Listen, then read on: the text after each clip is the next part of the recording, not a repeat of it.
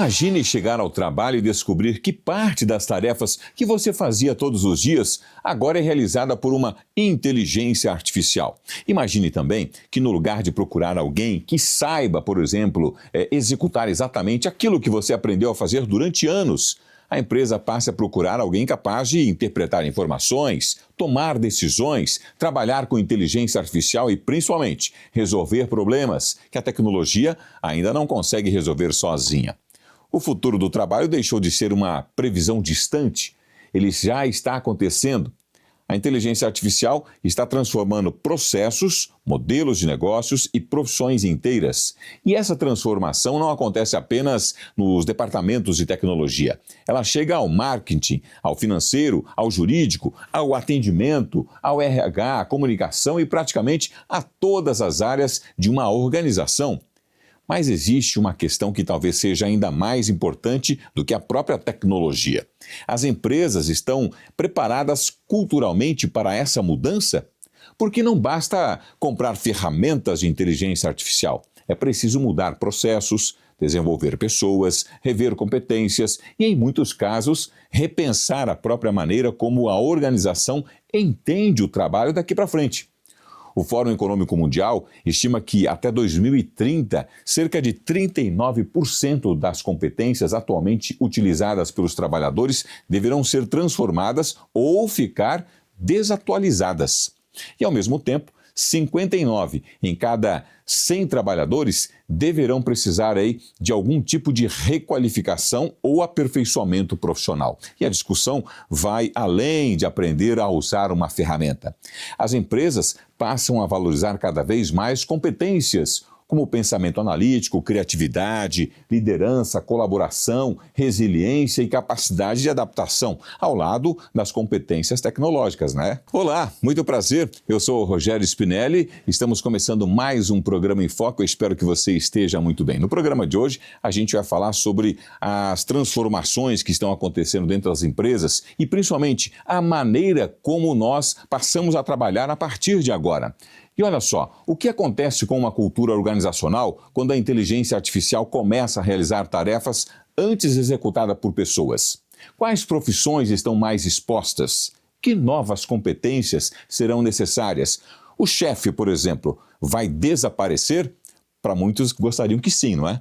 O profissional que não souber trabalhar com o IA ficará para trás? E talvez a pergunta mais importante: como preservar aquilo que continua essencialmente humano em uma empresa cada vez mais tecnológica? E para conversar sobre esse cenário, recebemos no programa de hoje o Adeildo Nascimento, especialista em cultura organizacional e fundador da Dell Consultoria. Não perca, é no próximo bloco que nós vamos conversar com ele e trazer mais detalhes a respeito desse assunto. E antes de falar sobre cultura, precisamos entender a dimensão da transformação que está acontecendo no mercado de trabalho. A inteligência artificial não está apenas criando novas ferramentas, ela está alterando tarefas, funções e as competências que as empresas procuram. E a nossa equipe preparou uma reportagem especial sobre o tema. Vamos ver. A forma como trabalhamos está mudando. Inteligência artificial, automação, novas gerações, trabalho híbrido e mudanças no comportamento dos consumidores estão transformando empresas em todo o mundo. Segundo o Fórum Econômico Mundial, cerca de 22% dos empregos atuais passarão por algum tipo de transformação até 2030. Ao mesmo tempo em que algumas funções desaparecem, milhões de novas oportunidades devem surgir, exigindo profissionais cada vez mais preparados para aprender continuamente. Estamos na era da inteligência artificial. Eu digo que esse movimento é irreversível, mas eu gosto de fazer um alerta. Eu preciso dizer para todo mundo que, além da inteligência artificial, nós precisamos passar a pensar e a contemplar o que eu chamo de inteligência humana. As empresas contratam muito pelas chamadas competências técnicas, as hard skills, mas elas demitem pelas chamadas soft skills. Então, as competências pessoais, as competências emocionais, daqui para frente vão ser supervalorizadas. Foi justamente para discutir essas transformações que 29 executivos, professores, pesquisadores e especialistas em gestão de pessoas participaram da construção do livro Futuro do Trabalho. A obra reúne diferentes visões sobre temas que já fazem parte da rotina das organizações, como inteligência artificial, liderança humanizada, diversidade, desenvolvimento de talentos, cultura organizacional e uso de dados na tomada de decisões. O mercado de trabalho passa por transformações cada vez mais rápidas e exige profissionais cada vez mais capacitados. O objetivo dessa obra é exatamente esse: reunir conhecimentos de diferentes segmentos, auxiliando empresas e líderes a como enxergar esse novo mercado. O diferencial do profissional do futuro passa por uma coisa chamada long life learning, aprendizado constante, o tempo todo, a toda hora. Não só na área de gestão de pessoas, de recursos humanos, mas em todos os setores. O segredo para um profissional de sucesso é continuar aprendendo e estudando. Ou seja, a grande característica deste tempo chama-se humildade. Humildade para aprender continuamente. Enquanto a tecnologia avança, cresce também a importância das chamadas competências humanas: criatividade, pensamento crítico, capacidade de adaptação, inteligência emocional e liderança aparece entre as habilidades mais valorizadas pelas empresas para os próximos anos. Ao mesmo tempo, organizações investem cada vez mais na qualificação de seus profissionais para acompanhar as mudanças provocadas pela inteligência artificial e pelas transformações digitais. Para os especialistas, o maior desafio não será disputar espaço com a tecnologia, mas aprender a trabalhar ao lado dela. A transformação, portanto, não é simplesmente tecnológica, não é mesmo? Ela é também humana e organizacional. E é justamente aí que entra a cultura de uma empresa. Mas vamos mudar um pouco de assunto aqui no programa Em Foco de hoje, porque nós contamos com parceiros que acreditam na força da informação e ajudam a construir esse projeto aqui e levar informação de qualidade para todos. Hoje vamos acompanhar mais uma vez o conteúdo especial da Unuviale Móveis e Design, patrocinadora do nosso cenário, que une estilo, sofisticação e inovação aos ambientes. Confira comigo. Você acha que escolher móveis planejados é simplesmente definir cor e acabamento? Na Unuviale, nós acreditamos que um projeto começa muito antes disso. Ele vai no entendimento de cada pessoa, a vivência daquele ambiente. O nosso trabalho é fazer uma curadoria completa. Nós analisamos seu estilo de vida, sua rotina, suas necessidades e cada detalhe do espaço para criar um projeto planejado, que seja bonito, funcional e atemporal. Aqui você não recebe apenas um orçamento, você recebe orientação, experiência e acompanhamento em todas as etapas, desde a escolha dos materiais, acabamentos e ferragens, até os detalhes que fazem toda a diferença no resultado final. É essa curadoria que transforma um móvel planejado em um ambiente pensado exclusivamente para você. Venha conhecer a Unuviale e entenda como um atendimento consultivo poderá fazer a diferença no seu projeto para um bom ambiente. Aproveitar mais uma vez para agradecer então a todos os nossos parceiros, que trabalham ali na Unuviale Móveis e Design, que acreditam no Projeto Em Foco e contribuem para tornar possível um programa que abre espaço para discussões sobre economia, inovação, esporte, tecnologia e temas ligados à transformação social. Uma satisfação ter vocês conosco nesta caminhada. Muito bem, voltando a falar sobre o nosso tema de hoje, a inteligência artificial pode mudar ferramentas, processos e funções, não é mesmo? Mas nenhuma tecnologia sozinha muda uma organização. O que muda uma organização são as pessoas, os comportamentos e a cultura que orienta as decisões. Portanto, no próximo bloco, nós vamos entender o que acontece quando a inteligência artificial entra em uma empresa que ainda trabalha com modelos de gestão criados para outra época. Portanto, não sai daí não, o Em Foco volta já.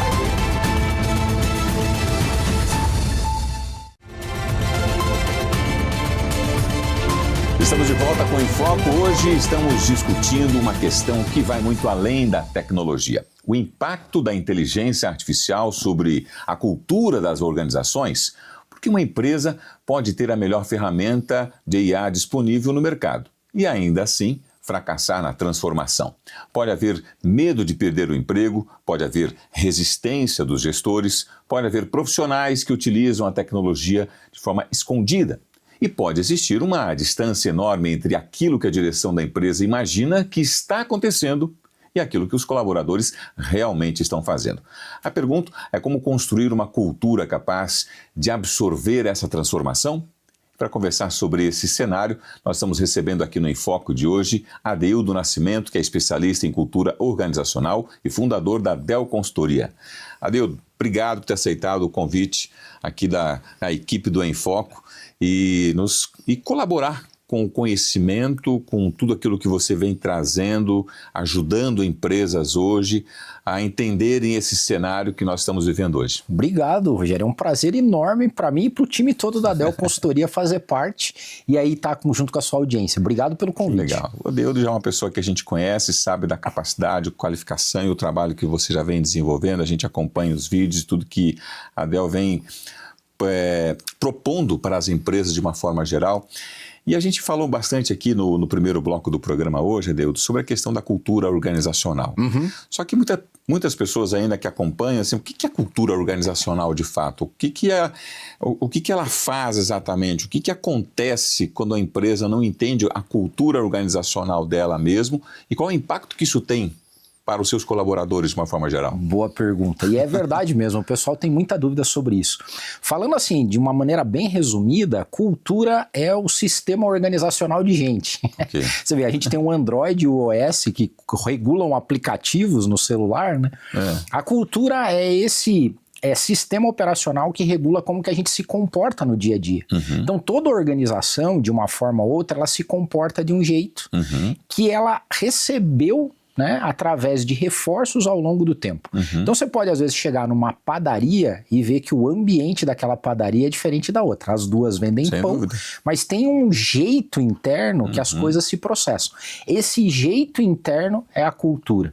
E a cultura, quando ela não é bem gerenciada, ela vai nascer de forma orgânica, para o bem ou para o mal. Exato. Então o que está acontecendo agora é que uma boa parte dos empresários, CEOs, entenderam que gerenciar a cultura estrategicamente faz com que o meu negócio possa ser enxergado pelo mercado de um jeito diferente também.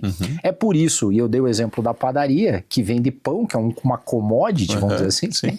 E você às vezes gosta de ir numa padaria e não gosta de ir na outra. No final, sabe o que é que está acontecendo? A cultura de uma padaria é diferente da outra. Agora, interessante isso que você falou, porque assim, muitas empresas, quando você chega ali na recepção para ser atendido, tem lá uma placa, né? Visão, valores, né? A questão da ética, o que está inserido no papel, na parede daquela empresa, muitas vezes isso interfere isso vem da cultura que foi pré-estabelecida de forma orgânica, ou que ela quis estruturar essa cultura, mas ela não consegue replicar com seus colaboradores. É muito bom esse ponto, porque na verdade o que aconteceu no mercado é o que a gente chama de humanização. Ao longo do tempo, o fator humano não era levado em consideração. O mercado era um mercado mais, um modelo com engenharia, vamos dizer assim, o mercado era regulado como se fosse uma máquina. O modelo taylorista e fordista, ao longo do tempo, foi essa lógica e essa analogia que a gente fazia. O mundo é uma máquina, o negócio é uma máquina. Ao longo do tempo, todo mundo construiu sua máquina. E o diferencial começou a ser as pessoas operando essa máquina. E esses primeiros movimentos foram esses. Qual que é a nossa missão? Qual que é a nossa visão e quais são os nossos valores. Então foi primeiro num statement, né? Eu vou dizer o que eu quero. Ao longo do tempo a gente começou a ver que aquilo que eu digo nem sempre é a realidade no dia a dia da operação. Mas tudo bem, é uma evolução de mercado. Então hoje, é claro, é bom que um empresário tenha claro qual que é a sua missão, sua visão e os seus valores. O modelo cultural vem para garantir que aquilo que você colocou na placa, né, no dizer, lá na recepção, é realidade no dia a dia. Se você coloca que você tem foco no cliente, por exemplo, ele vai começar a testar se isso é verdade. Se você coloca que você é inovador, né, o cliente vai começar, vamos ver se isso é verdade mesmo. E aí a cultura opera. Eu lembro de um vídeo que eu assisti uma vez, uma entrevista do Abílio Diniz, né, que era do grupo Pão de Açúcar e tal, e antes dele falecer, e ele falava muito sobre, olha, hoje nós não contratamos ninguém mais que não tem a mesma cultura ou os valores da nossa empresa. Porque isso interfere muito na conduta e até mesmo no processo de construção, de que as coisas de fato vão acontecer, porque pode repercutir de forma negativa também, quando esse colaborador não consegue absorver aquilo que o empresário está querendo passar. Isso. O Abílio Diniz é um grande exemplo, o outro é o próprio Paulo Lemann, que é o tal do capitalismo brasileiro. Quando você lê o livro dele, né, ele deixa claro que ao longo do tempo, quando eles entenderam qual é o tipo de pessoa, principalmente dos executivos, que ele trazia para os negócios, as coisas começaram a tomar outro rumo. No começo, ele até deu um exemplo, a primeira empresa que ele criou, ele contratou pelo currículo. Ele foi buscar pessoas de Harvard, Ivy League, eram os mais bem formados. E a empresa faliu. Quando ele começou a contratar as pessoas por um modelo cultural que ele definiu, então ele via que o comportamento vinha antes da formação. É claro que você tem que aliar as duas, mas quando você começa a contratar, o resultado vem também. Então, vou dar um exemplo claro que eu voltei na padaria, né? Por que você tem uma padaria que é melhor que a outra? Porque às vezes um dono de padaria contratou as pessoas que têm prazer em servir as outras. Prazer em servir é um traço cultural, não é um traço de competência. Tem pessoas que têm um traço cultural que tem prazer em servir as outras, outras não. Então, se você contrata com esse traço cultural, o teu negócio tem mais chance de prosperar num movimento onde é commodity, onde todo mundo está fazendo a mesma coisa, né? Então, a cultura vira um diferencial. E isso, na hora de contratar, então, se torna um desafio para que esse empresário acerte mais do que erre, né? Agora nós temos a interferência da própria inteligência artificial. Como é que uma empresa adota inteligência artificial, mas mantém aquela cultura baseada no controle e as pessoas acabam tendo medo de errar? Então, coloque aí mais um gasolina nesse fogo, né? Porque a gente já estava com um movimento... Vai incendiar mesmo. Total. A gente já estava com um movimento de trabalho, do mundo do trabalho, que já estava sendo desafiado por todas essas questões que a gente está vendo. Mídia social, entropia social, mercado, geopolítica, economia. E no meio desse cenário todo surge a inteligência artificial, que vem para, na minha visão, tornar todo mundo médio, Rogério. A IA vai transformar todo o mercado numa mediocridade. Porque o que acontece? Né? Total. Se você pega quem era ruim no mercado, então imagine que você está num ambiente competitivo. Os teus concorrentes eram piores que você.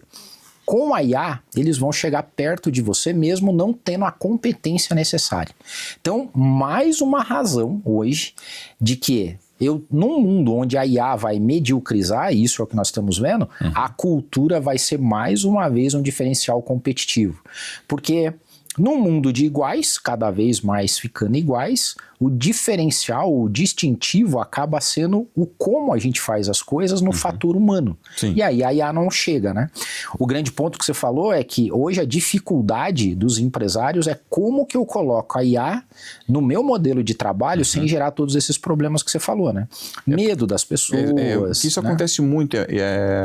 Isso vai muito do perfil de liderança também. Né? Interfere no processo daquele líder que ele só consegue agir dessa forma controlando, senão parece que ele não tem o domínio do que está acontecendo. E o funcionário ele percebe isso, só que daí por outro lado vem a interferência da inteligência artificial, que você consegue organizar melhor alguns processos e não depende tanto mais desse pessoal.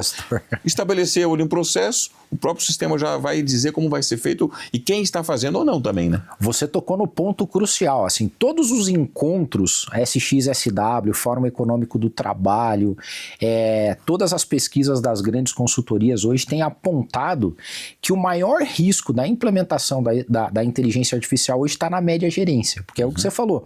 Qual que é o papel de um gestor médio hoje? Organizar atividades. É distribuir tarefa, acompanhar se elas estão sendo feitas, cobrar resultado. Um agente de IA faz isso com maestria e não tem medo, ambição, não tem problema de acordar cedo, chegar mais tarde, não tem filho para cuidar. Então, tem uma média gerência que o mercado diz que está derretendo por conta da IA. Só que, se a gente não olhar para isso, antever essas questões e tratar delas antes, a gente corre um risco importantíssimo, o CEO e o empresário. Porque a linha de baixo dele vai usar a IA. O grande ponto é que os colaboradores hoje já estão usando a IA, saiba o dono, ou queira o dono, não, ou não. eles vão usar. Vai usar. Então, se eu não regulo isso e coloco isso de maneira estratégica, eu corro o risco de perder dados na minha empresa, não usar a IA do mesmo jeito, gerar o medo das pessoas de que se elas usarem a IA, elas vão ser desligadas. Então, a gente está no meio desse caldeirão aí. Então, vale muito tratar do tema. Eu até me passaram aqui para falar sobre essa questão da uma frase que você usa bastante. Quantas pessoas respondem para você? Essa pergunta está ficando velha. O que está mudando hoje na ideia dessa tradição, dessa nova liderança? Que você percebe assim que está com mais evidência? Porque a gente, por exemplo, nós estamos mais ou menos numa faixa etária de idade. Né?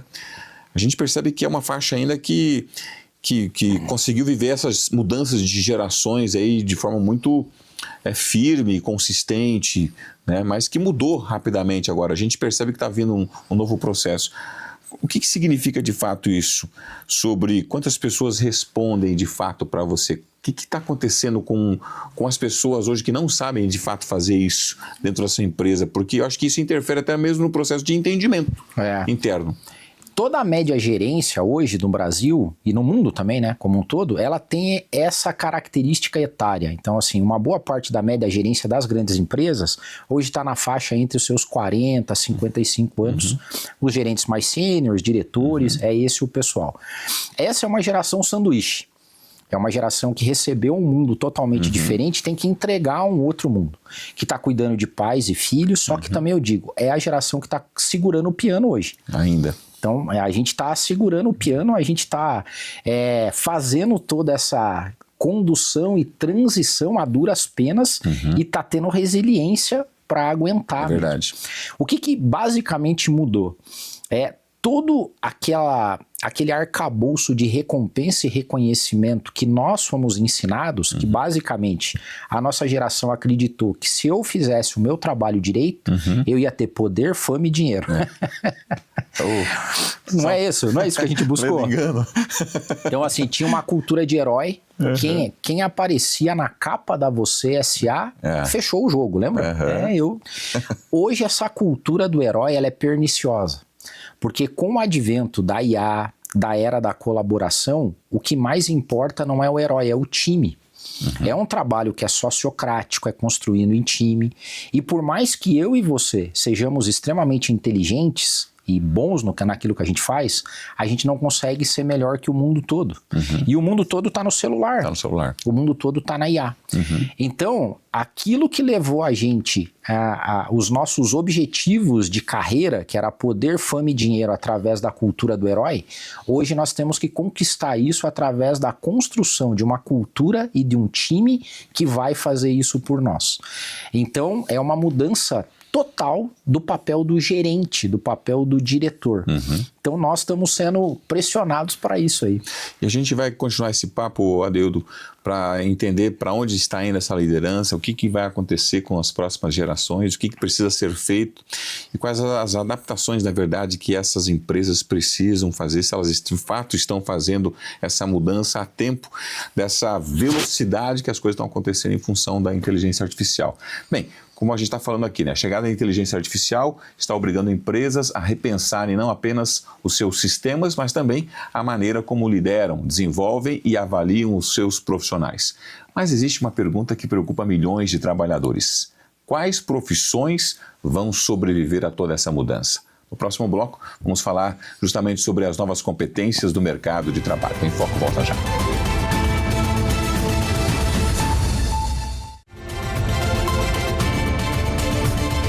Estamos de volta com Em Foco. Se a inteligência artificial consegue executar cada vez mais tarefas, uma pergunta passa a ser inevitável. O que ainda precisamos aprender? A resposta pode parecer contraditória. Quanto mais poderosa fica a tecnologia, mais importantes se tornam algumas competências humanas. E pensando o pensamento crítico, a criatividade, a liderança, comunicação, capacidade de colaboração, julgamento e adaptabilidade.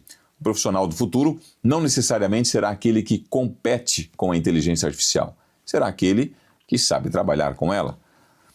A adoção da inteligência artificial não acontece no vácuo. Ela encontra empresas com histórias, valores, como nós já falamos aqui, lideranças, regras e comportamentos já estabelecidos. E quando uma nova tecnologia chega, ela pode acelerar uma cultura saudável ou revelar os problemas de uma cultura que precisa mudar. Vamos ver mais uma reportagem sobre o assunto. Acompanhe. O sucesso de uma empresa nem sempre depende do tamanho da estrutura ou do tempo de mercado. Em um cenário de mudanças constantes, organizações que conseguem identificar novas necessidades dos consumidores antes da concorrência costumam sair na frente. Foi assim com empresas que apostaram no comércio eletrônico antes da popularização das compras online, investiram em alimentos saudáveis antes da mudança de hábito dos consumidores, ou incorporaram tecnologias digitais para tornar processos mais eficientes. Hoje, mais do que acompanhar tendências, o desafio é antecipá-las. Surgiu essa palavra, esse termo, futuro do trabalho. E uma grande pergunta: o que será do futuro do trabalho e qual será o trabalho do futuro? Essa é a grande inquietação hoje em dia no mundo corporativo. Como é que nós vamos ter esse novo mundo do trabalho, literalmente na era da inteligência artificial? E para responder a essa pergunta, 29 executivos, professores e especialistas de todo o país se uniram na construção do livro Futuro do Trabalho. A proposta foi cruzar diferentes vivências regionais e de mercado para antecipar as transformações que já bateram a porta das corporações. Para os autores, antecipar tendências e fazer gestão no cenário atual exige agir de forma preventiva, estruturando a empresa antes que as mudanças de mercado virem uma crise. O grande desafio das empresas, dos gestores, dos líderes, dos profissionais é entender o contexto na qual ela está inserida. A grande tentação é mudar ou inovar simplesmente por uma ferramenta, por uma tecnologia, por um modismo daquele momento. E quando você identifica um problema, desenvolve um método de como resolver, é instrumental. Agora, como eu preparo o nosso leitor para tomar a decisão, para ser um bom líder num contexto que nós ainda não conseguimos imaginar? Então, o recado para o empresário, para o gestor, para o líder que vai ler esse livro é poder trabalhar de forma preventiva. Esse é um guia, é um manual de sobrevivência para as empresas não terem crises quando a gente fala em força de trabalho e colaborativismo. Durante muito tempo, bastava oferecer um bom produto ou serviço. Hoje, isso já não é suficiente. Empresas que conseguem crescer de forma consistente investem cada vez mais em inteligência de mercado, análise de dados e comportamento do consumidor para tomar decisões cada vez mais assertivas e reduzir riscos em um ambiente de negócios que muda a todo momento. E quando o assunto é adotar novas tecnologias e inteligência artificial para antecipar movimentos, a orientação é não perder tempo com grandes projetos complexos. O segredo é testar e aplicar na prática. Porém, mesmo com dados, algoritmos e robôs indicando as tendências, quem lê os cenários e toma as decisões estratégicas continua sendo o fator humano. Eu acho que sim, cada vez mais vai ser importante aprender sobre as tecnologias, saber que elas fazem parte do dia a dia e elas vão ajudar muito as pessoas a terem dados, informações, mas as pessoas é que precisam fazer essas leituras, né? Tem coisas que não são ditas, tem coisas que não estão nos dados, né? E que esse poder humano é que consegue fazer essa decodificação. No final das contas, antecipar tendências não significa adivinhar o futuro, mas ter a coragem de transformar o presente. Em um mercado acelerado por dados e algoritmos, as empresas que de fato se destacam são aquelas que entendem que a maior inovação continuará sendo cuidar, capacitar e liderar pessoas. E a gente continua o assunto aqui com Adeildo Nascimento. Adeildo, você é especialista nessa questão de cultura organizacional. A gente viu aqui já no VT sobre toda a transformação que a inteligência artificial está trazendo, está propondo, está criando, está incentivando, está construindo, está fortalecendo ou está criando dificuldade para outras pessoas que ainda não estão acompanhando toda essa mudança. O que a gente precisa aprender ainda mais se a gente vai ali numa breve pesquisa e já traz tudo pronto quase? Rogério, como eu costumo dizer, que o preço da resposta caiu. Então, assim, antigamente uma resposta custava muito caro. Hoje ela não custa quase nada, porque a resposta está na inteligência artificial. Inclusive, a gente virou sommelier de inteligência artificial. Não sei se você olha e fala, isso aí tem notas de cloud pago. Isso é IA gratuita. Então, a resposta caiu. O que começou a aumentar de valor? O critério. Então, critério dentro de uma organização passa pela questão da cultura organizacional, ou seja, como que eu vou aplicar a resposta que eu tenho com o meu critério cultural de atendimento ao cliente, de conquista de mercado, de desenvolvimento e inovação. Então, o critério começa a tomar um outro ponto. Em questão de competência, você já falou na abertura, tudo o que a IA não consegue fazer. E o que a IA não consegue fazer? Tudo aquilo que é inerente ao humano. Exato. Então hoje, a relação nossa com as emoções... Então, ó, por que a gente está falando de NR1 no mercado hoje? Porque é emoção, é ambição, medo, ganância, ansiedade, tudo isso... A ansiedade das pessoas, né? A expectativa sobre o futuro. Isso aí está no modelo humano. Então, o gestor que antes administrava processo, agora ele está sendo desafiado a administrar e gerenciar a emoção dos seus colaboradores. É uma evolução. É isso que a gente está vendo no mercado hoje. Outra, a imprevisibilidade, a dúvida. Tudo que a IA não opera, e é onde a gente é caracteristicamente humano, a dúvida, a imprevisibilidade, o espanto, o critério, o cuidado, a compaixão, tudo isso está no ambiente da cultura e é onde os profissionais podem se diferenciar hoje. Então a gente vê assim, por exemplo, você lida com grandes empresas, né? Então a gente fala assim, o que pode ser chamado de uma grande empresa? Funcionários aí a partir de uma empresa com 200 colaboradores, 1.000 colaboradores, 25.000 colaboradores ou 30, como a gente vê, grandes corporações aí. Essas empresas a gente pode até pensar, elas já estão com profissionais qualificados para dar esse tipo de suporte e coordenar isso com os funcionários. Mas e o pequeno empreendedor? Ele consegue fazer isso? A gente consegue ver essa mudança para que ele consiga se adaptar a todo esse processo e ele mesmo ter condições de superar tudo isso e acompanhar essa mudança? Tem, e aí esse é o paradoxo, porque é o contrário do que você falou. As empresas hoje, quanto maior elas são, mais desafiador é o projeto de cultura. Quanto maior é uma empresa e quanto mais passado ela tem, mais complicado é de administrar ela hoje. Quer ver um exemplo crasso? A Volkswagen anunciou pela primeira vez na história que está fechando fábricas na Alemanha. E um dos motivos, ela ficou tão grande que ela ficou quase impossível de ser gerenciada. E a lógica do pequeno empresário é o inverso. O empresário, ele consegue, à vista dos olhos dele, administrar toda a cultura dele. Agora imagine uma empresa multinacional que opera multimercado, multicultura, multipúblico, compete com o mundo numa entropia social. É muito mais difícil. E por mais que eles tenham áreas de recursos humanos, de cultura, para ele é muito mais difícil. A gente, na Dell, a gente tem formado CEOs e empresários para administrarem suas culturas. Entendeu? Então, quando eu sou pequeno, quando que eu tenho que cuidar de cultura? Quanto menor você é, mais fácil e mais premente é. Quanto maior você é e mais passado você tem na tua empresa, muito mais desafiador é transicionar uma cultura. Até mesmo para aquele que não percebia a influência que a cultura dele tinha, né? Porque ele não sabia que aquilo estava, de forma direta ou indireta, estava impactando os resultados dentro da empresa dele, né? Tem um livro maravilhoso do Jim Collins que ele fala por que as gigantes quebram, ou como que elas quebram. E uma boa parte dos motivos de quebra de empresas grandes que dominavam o mercado da nossa época é a questão cultural. Eles não se adaptaram ao novo tempo e ao novo movimento. Hoje nós temos vários clientes, principalmente na área de tecnologia, que sofrem com isso. Porque eles são empresas de tecnologia que têm 30 anos. 30 anos no mundo da tecnologia é uma eternidade.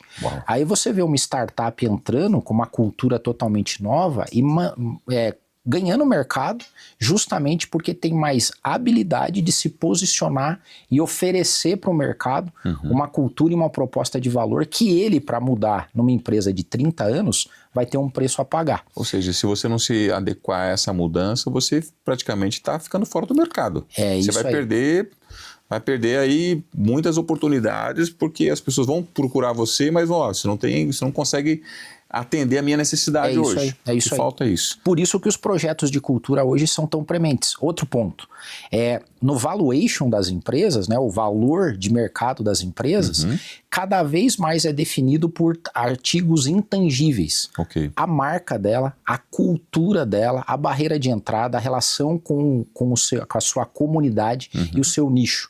Isso vale muito mais do que o maquinário, o imóvel, o ativo dele. Porque são as pessoas que constroem ali o ritmo, né? Que dão andamento ao processo de crescimento e desenvolvimento ali. E é difícil você preparar um profissional hoje e manter esse profissional na empresa também, né? Muito, muito. Então, cada vez mais, o fator da cultura serve para atrair os profissionais que se engajam na minha cultura e fazer com que eles fiquem mais tempo aqui dentro da nossa organização, que é cada vez mais difícil também, né?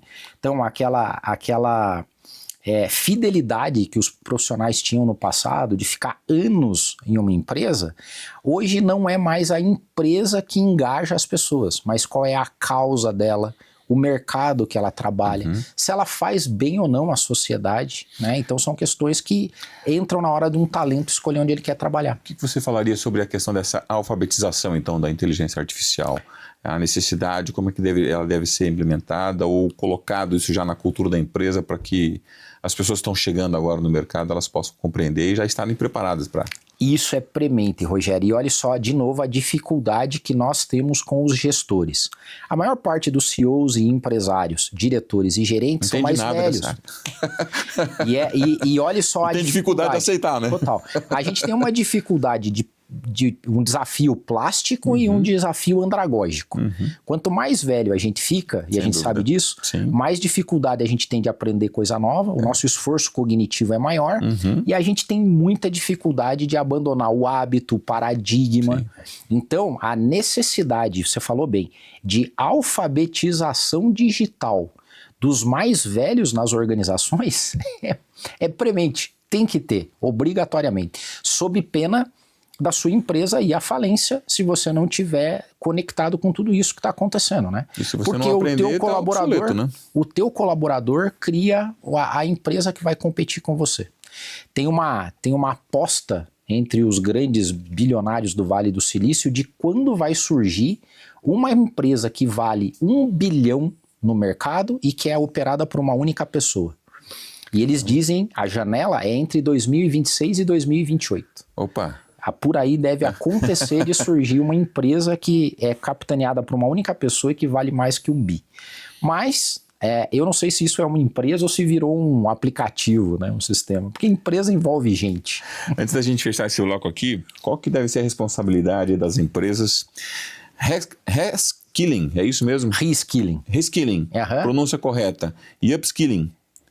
Qual que é a responsabilidade? O que seria? Como é que você pode explicar isso melhor para a gente? Então, o Fórum Econômico Mundial apontou que hoje quase 40% de tudo aquilo que a gente aprendeu, eu e você aprendemos na faculdade, com o nosso ano de experiência, não serve mais para nada. Imagina, né? Então nós vamos ter que pegar toda uma força de trabalho e dar novos skills para ela. Então assim, você é jornalista, apresentador, como é que você pode ter um upskill nisso?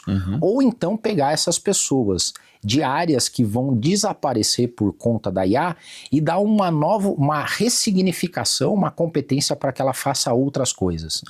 Então, se você na tua empresa não tiver uma área preocupada em treinar e desenvolver as pessoas, você está num lugar muito ruim.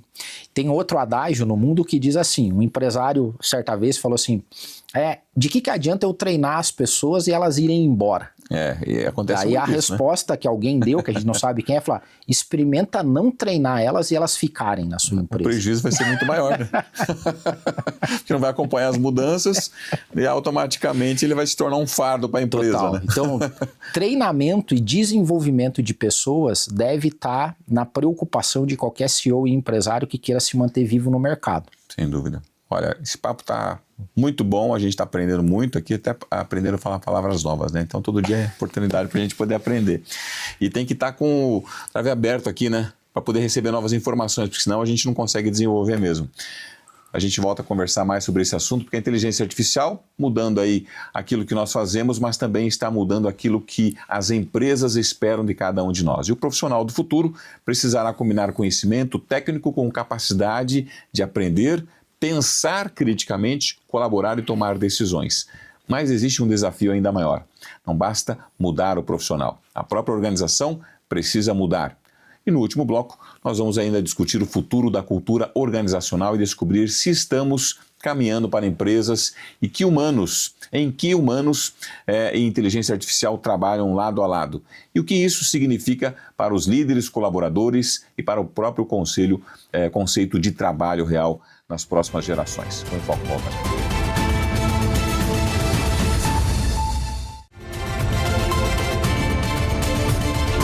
Estamos de volta com o programa Em Foco. Hoje falamos sobre as transformações, a cultura organizacional, o que as empresas vão fazer nas próximas gerações ou como é que elas estão se preparando de fato para se adaptar a essas mudanças e transformações com uma velocidade anos-luz aí, né? Total. Muito rápida, né? E quem não acompanha vai ficar fora do mercado mesmo. Agora, Dildo, você como um gestor também, uma empresa que presta assessoria para abrir os olhos desses empresários para que essas empresas não cometam os mesmos erros que vinham cometendo antes.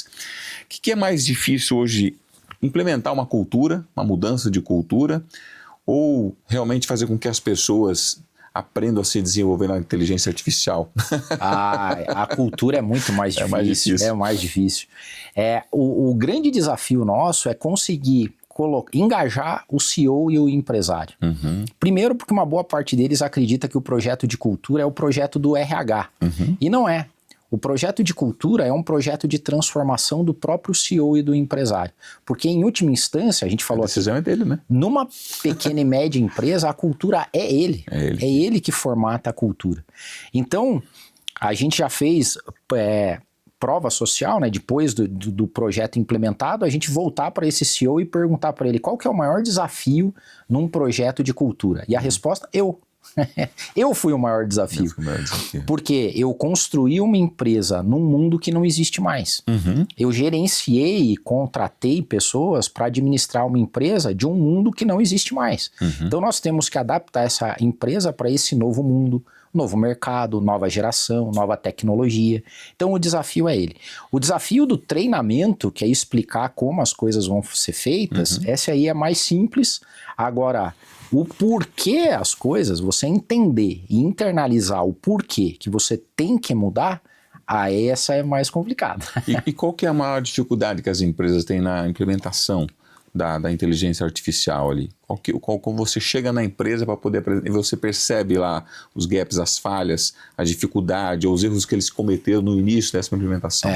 A inteligência artificial é muito novo ainda. Ela ainda está chegando e é agora que a gente está começando a ver o efeito dela na cultura. Uhum. E basicamente, se você tiver uma cultura ruim na sua empresa, a IA não vai ajudar. Ela só vai amplificar a cultura que já tem. Isso é um perigo.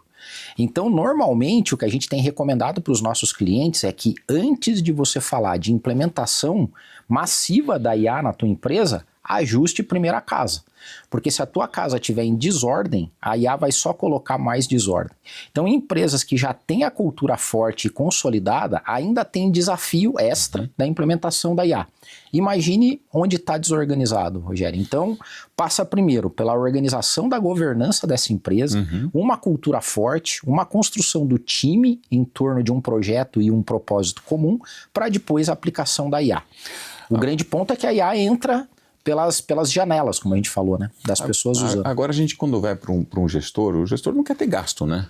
Ele vai ter o investimento dele, ele quer ter investimento, mas quanto menos colaborador ou custo com um profissional ele tiver, para ele, de uma forma geral, seria melhor, né? Teoricamente, parece que... E a gente percebe que é uma tendência quase que natural.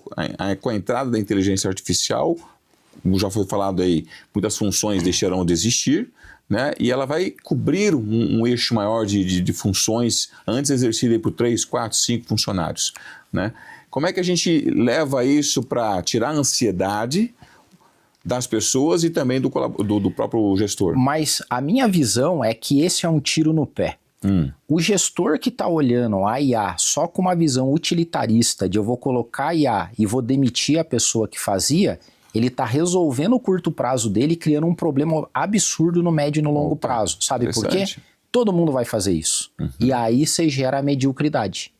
Então, o gestor que entende que ele tem que colocar a IA para substituir aquilo que o humano seria, o humano não pode fazer. Você aqueles cargos intermediários, não? É tudo que é repetitivo. Vamos pegar um exemplo, né? Teve uma época que o Charlie Chaplin criticou, no tempos modernos, uma pessoa que fica o dia inteiro apertando o parafuso. A lógica é você desumaniza a pessoa, colocando ela para ficar sempre fazendo uma tarefa repetitiva.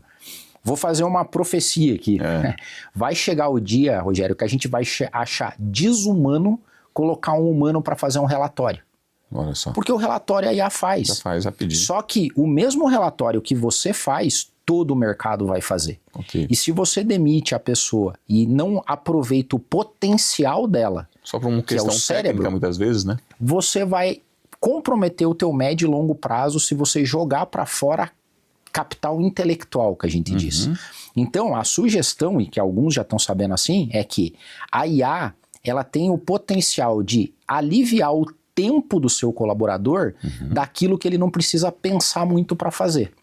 Agora você tem que aproveitar o cérebro dele para você se diferenciar no mercado. Sem dúvida. Porque se você demite todo mundo, você vai gerar a mediocridade. E a questão, quando a tua empresa hoje entra, é para fazer esse diagnóstico, na verdade, auxiliando para que não haja esse tipo de erro durante o processo de desenvolvimento ou de transformação ou de mudança que está acontecendo nessa empresa. É isso aí.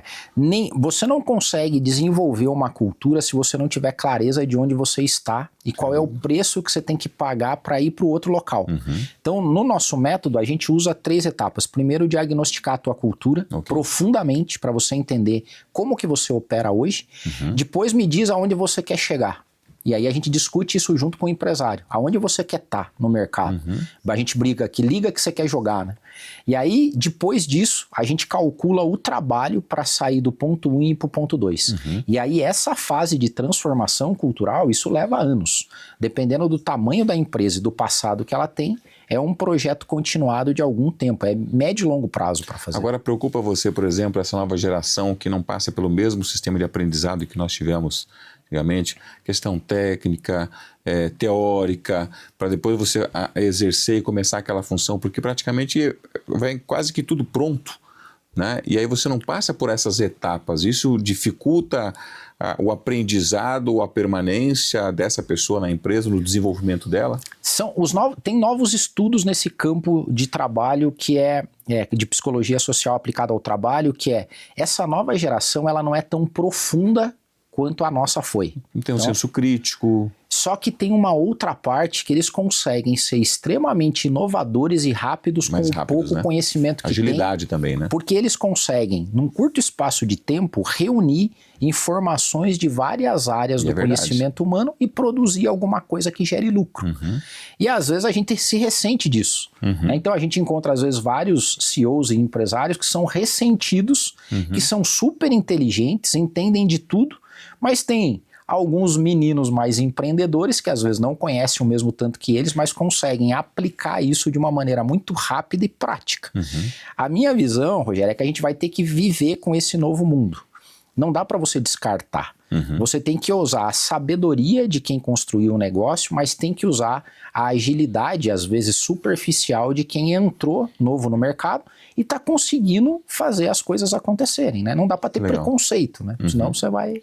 Agora, como você pode alinhar, então, hoje a empresa compreender, não tem interferência da inteligência artificial no seu propósito, o propósito dessa empresa? Porque muitas vezes isso confunde um pouco também, né? Total. Perde um pouco o efeito do tempo de fazer as coisas, da qualidade do que fazer as coisas, da permanência das pessoas que fazem parte da tua empresa, com o propósito real da tua empresa. Então, tem essa dificuldade? Como é que você vê? Esse seria um desafio que você tem hoje, as pessoas que trabalham nesse ramo hoje, para poder identificar isso, ajudar o empresário a identificar isso? Isso é tão desafiador que foi o propósito e o objetivo da última encíclica do Papa. O Papa publicou uma encíclica falando sobre o mundo na perspectiva da inteligência artificial. E ele foi muito feliz, porque uma das coisas que ele falou é que se nós delegarmos para a IA o poder de critério e decisão, essa empresa não tem uma cultura humana mais. Ela perdeu a cultura humana. Então, por isso que nós temos que usar a IA para fazer tudo aquilo que nos desumaniza de uma forma repetitiva e que não gera sentido e significado, mas jamais uma empresa pode delegar para a IA critério, decisão e julgamento. Se ela fizer isso, a cultura deixou de ser humana e passou a ser uma cultura tecnológica, robótica e algorítmica. Legal.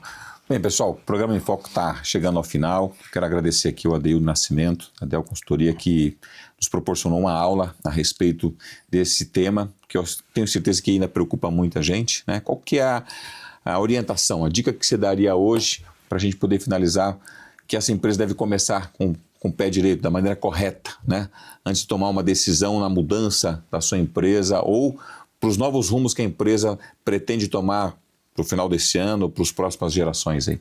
Cultura é o diferencial competitivo e não replicável das organizações. O que eu quero dizer com isso? A única coisa que o teu concorrente não consegue copiar da sua empresa é a cultura dela, porque cultura você não copia, você pode criar um arremedo.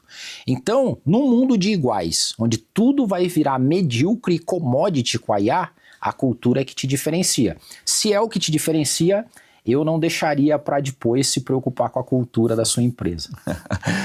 Adeildo, obrigado mais uma vez por ter participado aqui do Em Foco, compartilhando seus conhecimentos e que tenha muito sucesso aí. A edição de 2026 do AI Jobs Barometer da PwC aponta que profissionais com habilidades específicas da inteligência artificial receberam, em média, um prêmio salarial de 62% em relação aos trabalhadores comparáveis sem essas habilidades. E o estudo analisou mais de 1 bilhão de anúncios de emprego em 6 continentes e mostra como o domínio da IA está rapidamente se tornando um diferencial no mercado de trabalho.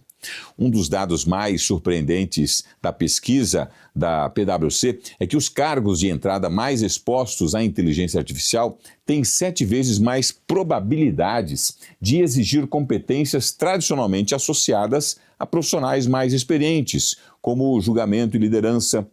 A mudança sugere que a IA pode assumir parte do trabalho operacional e fazer com que jovens profissionais precisem desenvolver competências estratégicas cada vez mais cedo. Portanto, a inteligência artificial está mudando a maneira como nós trabalhamos.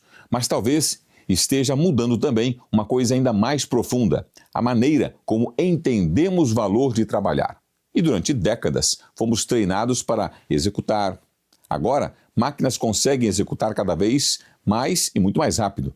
Durante décadas, conhecimento era diferencial. Agora, o conhecimento está cada vez mais acessível. Durante décadas, experiência significava saber fazer determinada tarefa. Agora, talvez experiência signifique saber interpretar situações, tomar decisões e aprender continuamente. A inteligência artificial não torna o ser humano menos importante. E ela pode sim tornar menos importante algumas funções, algumas das tarefas que o ser humano costumava executar. E isso nos obriga a repensar a educação, as carreiras, a liderança e a própria cultura das organizações. O grande desafio não será escolher entre pessoas e máquinas, será descobrir como fazer pessoas e máquinas trabalharem melhor juntas. Mas propósito, responsabilidade, ética, confiança, capacidade de construir relações continuam sendo questões essencialmente humanas. Talvez o futuro do trabalho não seja menos humano. Talvez ele simplesmente exija que sejamos mais humanos naquilo que fazemos melhor. O programa Em Foco de hoje vai ficando por aqui. Muito obrigado pelo seu carinho, pela sua audiência. Continue aí nos acompanhando nas redes sociais. Siga a gente também no Instagram. Compartilhe com as pessoas que ainda não conhecem o nosso programa e assista aos episódios completos no YouTube. Coloque aí na sua agenda para que você não perca o próximo programa. Muito obrigado mais uma vez pela sua companhia. Até o próximo Em Foco.